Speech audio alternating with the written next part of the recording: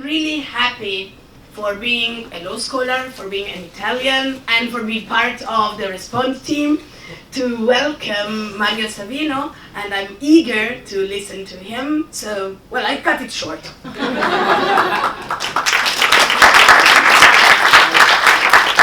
Thank you very much, Veronica, for this very kind introduction and for having mentioned the Academia of Law and Migration that I coordinate, and that after 1 year has been joined by more or less 300 scholars, mostly Italian, mostly legal scholars, but not exclusively. Now, of course, I'm very grateful and honored for this invitation, but I also want to congratulate all the response teams of scholars for the very rich variety of disciplinary approach to the study of migration that they managed to put together with this incredibly stimulating conference. Let me also say it has been a very long day, rewarding day, tiring day. So I congratulate also the many heroes here in the room that managed to reach the last mile. I will do my best to make this last step easy or not too hard. My topic is not an easy one. I cannot blame the organizers since I proposed it. And yet, when I proposed, it was before the summer, and Italy had by far the most populist government in Western Europe. Therefore, I felt somehow legitimized to lecture a predominantly English audience on the risks that an openly populist government entails. But now, given the recent political developments, both in Italy and in Great Britain, my impression is that I've come a bit too late. My presentation is divided in 2 parts with 3 points each. Part 1, stipulative premises on populism. First, what is populism? I will limit myself to say how I understand it. It's not a moral disease which needs to be condemned morally. It's not a unitary phenomenon. There are right-wing, left-wing populism with different national flavors. In this speech, I will mainly, but not exclusively, refer to the rich Italian experience, where populism comes at least in 2 forms. The right-wing version of the League, La Lega, and the more ambiguous, but ultimately clarified as left-wing version of the Five Star Movement. Despite this variety, populist movements share some common features. They are first and foremost anti-elitist. That is, they are critical of traditional parties, insofar as they have promoted a neoliberal agenda for decades in Western countries. Populists are considered to be also anti-pluralist and identitarian. My sense is that this depends very much on whether we refer to the radical right version or rather to the left-wing version of populism. Second preliminary question, do we live in times of populism? Yes, we do. I would say so. At the beginning of 2019 have been counted a total of 65 populist parties in 30 European countries.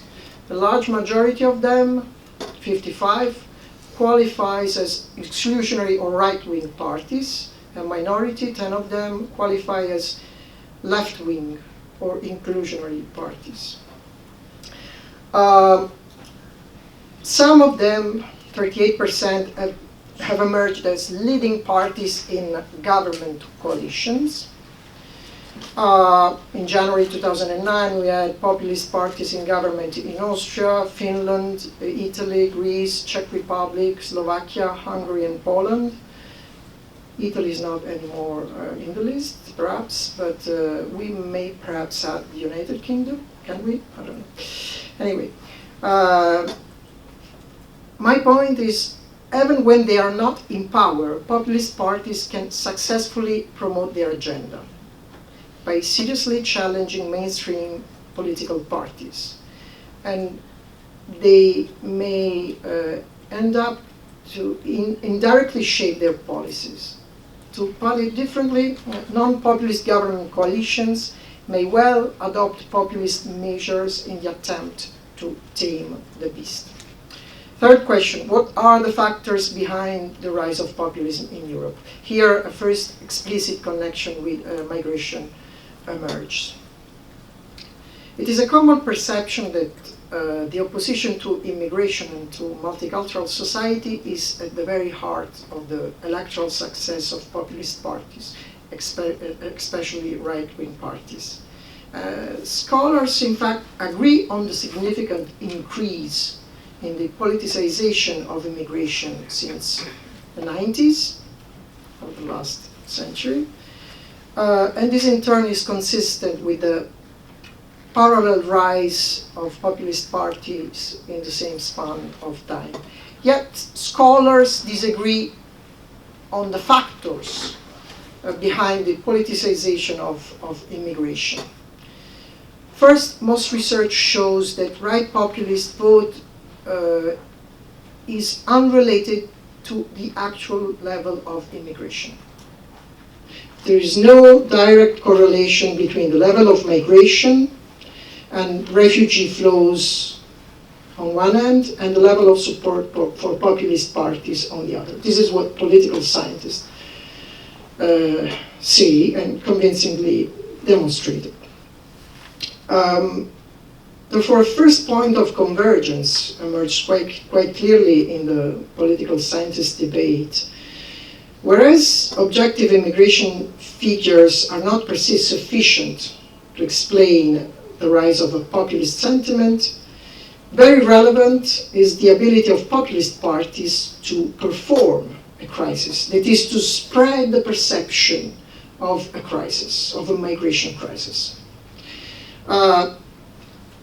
These are the supply side accounts that claim populist parties focus on immigration as a strategy to capitalize on the individual's sense of frustration and insecurity that is increasingly experienced in Western multicultural society. And in that respect, Italy represents an especially successful story for populist parties. According to a recent survey, the problem of misperception of immigration in Italy is the most significant among the 28 EU countries. Italians perceive a foreign presence of 25%, whereas the actual share of immigrant is around 10% or 7% if we only consider non-EU immigrants. Moreover, Italians think that 40% of immigrants are unemployed, basically unemployed, where the actual share is 10%. Now, let me turn to the competing demand side accounts, which look at the social and economic factors that have reshaped the political scenario in Europe. And then I will come to law, of course, I will not talk about politics anymore. First, these accounts claim that populism is the byproduct of several crises. In fact, we can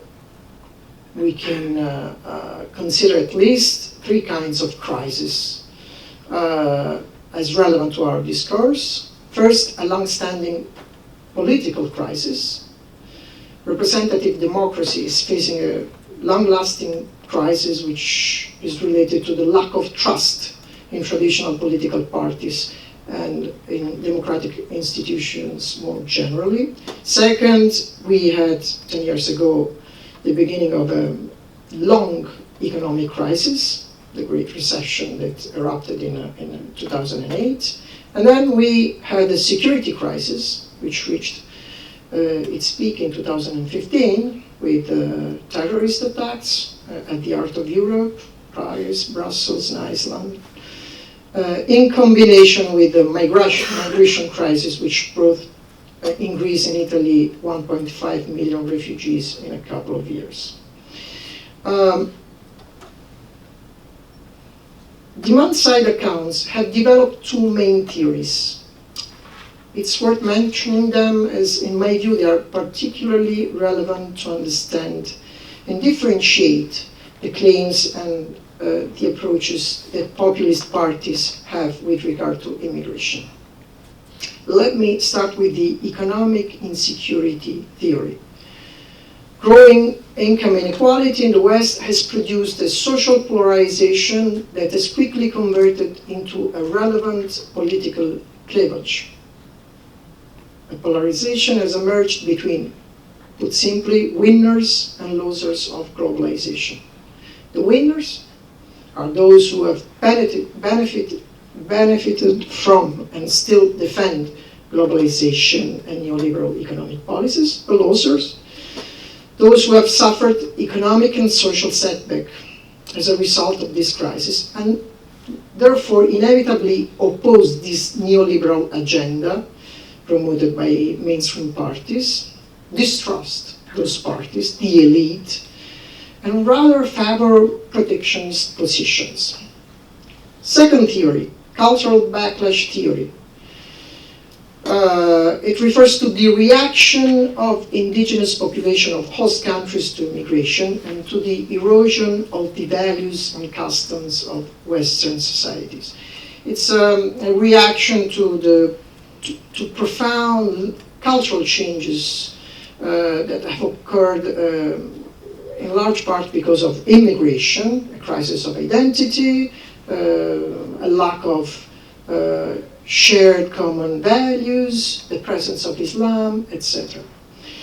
And of course, the refugee crisis has inevitably exacerbated this perception. Now, I will build on these theoretical premises to propose the following dichotomy. And this is the first building block of my argument. On one hand, we have left-wing populists, which are, to my understanding, more sensitive to the former theory, the economic insecurity theory, because it helps them to strengthen their case against the neoliberal elitist agenda without giving up with the human rights discourse, let's put it this way. On the other hand, we have right-wing populists, which go beyond that and rather embrace the cultural backlash theory, which is a more suitable justification for their ethno-nationalist stance. Of course, this is a simplification. Political reality is much more blurred. Economic and cultural accounts often merge and overlap. But still, in my view, this distinction helps us to capture a hidden and yet essential element of divergence between these two strands of populism. Second part, on the relation between populism and immigration. Now, the core question here is, what are the implications of the populist search for immigration law and policy?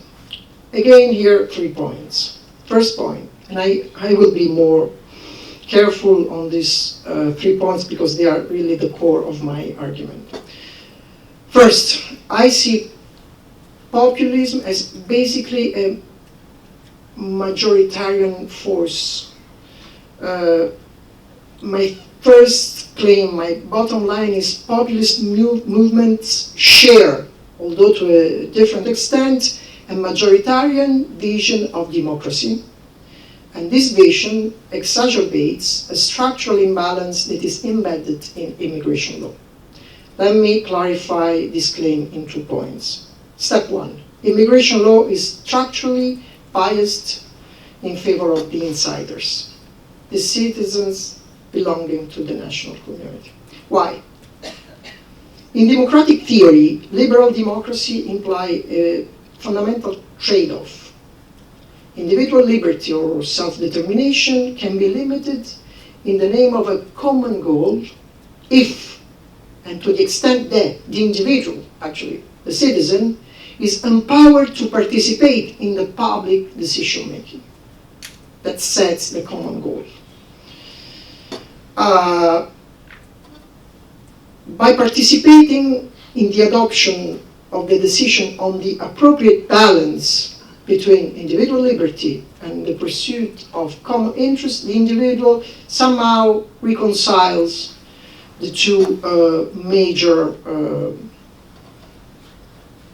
aspects of liberal democracy: the liberal side, individual side, and the democratic side, the pursuit of common goals. Now, in immigration law, Immigration law in this respect is special, is a special branch of public law, because those whose freedoms are at stake, the immigrants, are excluded from the decision-making process that is relevant to them. And as non-citizens, migrants do not enjoy the right to vote. They are thus excluded from the main participatory exercise in a democracy, insofar as they cannot select like-minded representatives to protect their interests. So at least formally, immigrants can neither provide their input in such a decision-making process, nor they can hold decision-makers accountable for their decisions by voting for other representatives in the next elections. Immigration law is therefore the result of an asymmetric balancing between the national interests of the insiders, of the receiving state, and the individual freedoms of the outsiders, those who are affected but not included in the decision-making. To push it a bit further, we could also argue that immigration policy is a realm where liberalism and democracy are by definition in tension. Because the basic tenet of the classic liberal thinking, self-determination by means of political participation, not only falls short of the threshold, but it simply does not hold here. Step 2. Populism exacerbates the mentioned democratic structural failure that is embedded in immigration law. Populist movements typically promote a non-pluralist concept of the people and conceive such a unitary people as the only legitimate source of political power.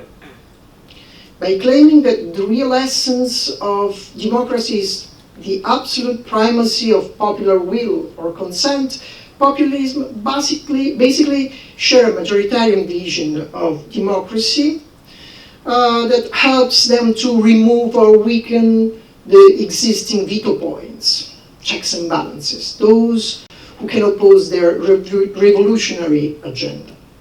Now, this populist majoritarian vision of democracy emphasized the mentioned structural deficit of immigration law in two respects. First, it makes easier for the decision makers to promote a nationalist agenda as it converts the anti-pluralist stance of populists in a new moral ground for exclusion.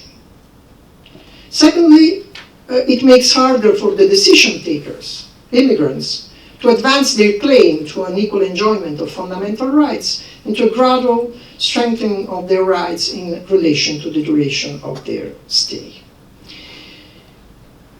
Second point. Now I turn to left-wing economic populism and immigration. In my view, their agenda is what I will consider as protectionist, in one word.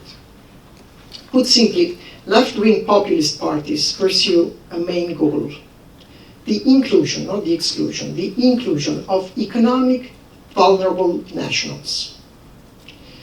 And their diagnosis runs as follows. In the global north, the neoliberal agenda promoted by the ruling elite promised a gradual but constant increase in the well-being of all the components of the society. An ever richer society, of course, could afford to open the doors to immigrants, at least to those who are willing to contribute to the expansion of the domestic economy. Now, populists say, what about the financial crisis? What about the migration crisis? Doesn't it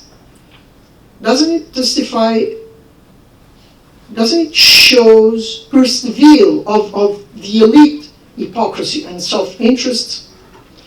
The promise of a better future for the middle and lower classes was not kept.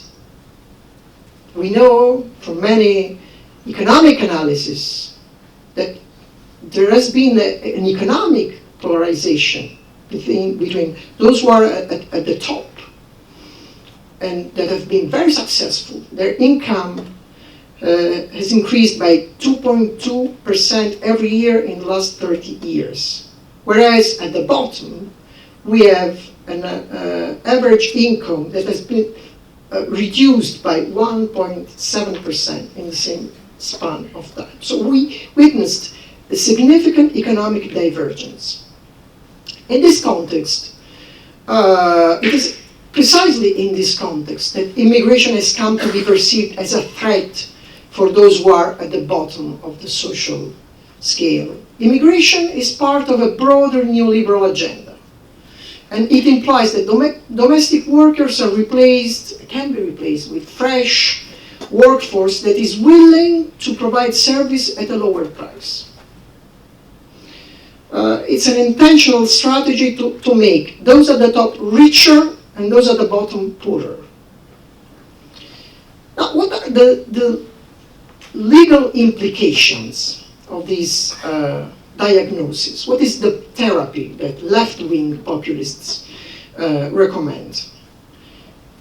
Protectionist labor law measures, restrictive measures that range from restricting the entry channels for economic migration to prioritizing nationally in the access to the job market to sanctioning labor exploitation of migrants.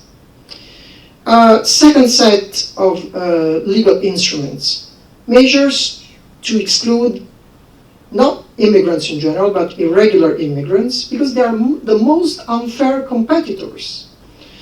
And to exclude them mainly from social benefits. Social benefits are shrinking, they are awarded in competition with the citizens, so citizens should enjoy priority here. What is the main contradiction of this left-wing therapy or approach?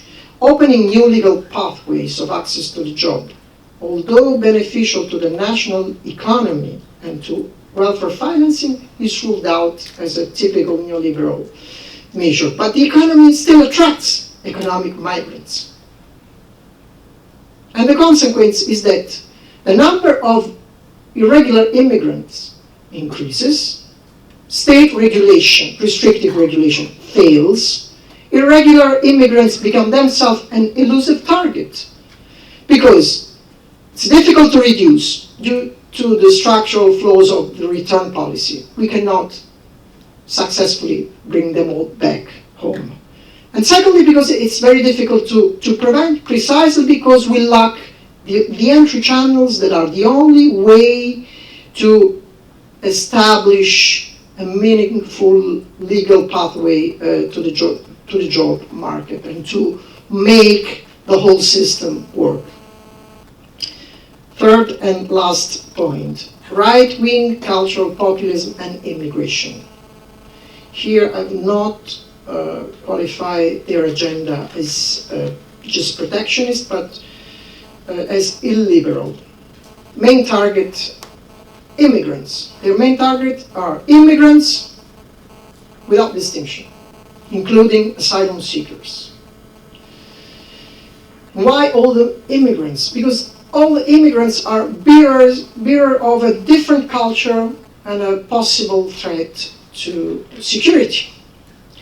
The right-wing populist diagnosis runs as such. Immigration is not just part of a neoliberal agenda that makes economic victims in the lower class. It is rather at the core of a more dangerous project of nation-state disruption. Accordingly, immigration is a security threat, a means to weaken national values and identity, a project of demographic replacement, you know, the invasion metaphor. So what is the therapy? Easy, exclusion. Radically. Exclusion at the border and exclusion or marginalization from the social community, which entails disintegration strategies. This ethno-nationalist paradigm challenged the predominant liberal nationalist paradigm in two ways. First, it rejects the main limitation on state power to exclude at the border, the right of asylum. It's a main target of right-wing populists. They call for migrants' interdiction regardless of the consequences and the impact on non-refoulement principle, for instance. Consider, as telling examples, the walls built by Trump or Orban, or the closed ports policy adopted by Salvini. They aptly illustrate this exclusionary stance, which is undifferentiated. Here we can add a nuance. Right-wing populists typically tend to disregard the right of asylum, but one might say, okay, the right of asylum is not in very good shape in Europe anyway. And this is true. Non-populist governments do not put, but there is a difference between populist and non-populist strategies, in my view.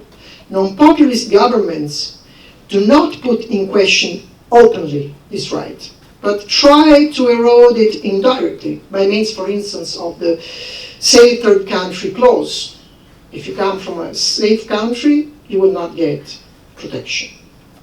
By contrast, right-wing populism challenged this right directly, openly rejecting this well-established international law commitment. There is another fundamental challenge that is brought by right-wing populism: dismantling the existing programs of migrants' integration. This is another main goal. How? If you look at the Italian experience, recent Italian experience, one of the main measures was lowering the standards of the reception system for asylum seekers and refugees. In Italy, we had a lot of spending cuts introduced by the so-called security decree of last October, which determined a significant reduction in the provision of language learning services, psychological support, vocational training, etc. Moreover, the same decree narrowed the scope of international protection. How? In Italy, we cancelled humanitarian protection, so we had only refugee protection and subsidiary protection, but not anymore humanitarian protection. What is the result? Many asylum seekers and many former holders of humanitarian protection have become illegal. And since we are not able to return them, they have no other option but to engage in illegal activities in most of the cases. So you see the hidden logic of this agenda. There is a security spiral. In the absence of an effective return policy, the combination between the reduction of integration paths in the illegal stays fatally involves more black market, more illegality, more criminality, more social disintegration, more insecurity, both perceived and real. And in turn, this reinforces the common perception of immigration as a security threat, and hence the demand for more security measures. You see the spiral. Now, this exclusionary paradigm is definitely an illiberal formula, at odds not only with international, supranational human rights regimes, but also with the rule of law as such. It challenges the building blocks of constitutionalism, insofar as it rejects the very idea of checks and balances. It is the idea that any non-majoritarian actor cannot interfere in the decision of the people. The idea that not majoritarian actors like courts in general and constitutional courts in particular do not represent legitimate veto points. Moreover, this paradigm rejects the personalistic principle. We call it like that in Italian. I don't know if you share the same wording. That is the idea that fundamental rights of the individual do not depend by the state, on the state, on the bond of nationality, but rather they are linked to the dignity of the person as such, of each person, of each human being as such. Now, I promised to close in 30 minutes, and I'm here. Let me wrap it up. I made three basic claims. First, populist movements share a majoritarian vision of democracy that stretches the structural imbalance of the immigration law. Main implication, rising tension between legislative instruments and the role of counter-majoritarian institution, first and foremost, constitutional court. Second claim, left-wing populism tend to consider immigration not as a problem per se, but rather as an economic problem, a part of a redistributive problem that is the result of a sharp neoliberal agenda, which has some legal implication. Protectionism of labor market, reduction of legal entry channel for workers, attempt to exclude irregular migrants from social benefits. My third and last claim is right-wing populism, by contrast, tend to consider immigration as a problem per se.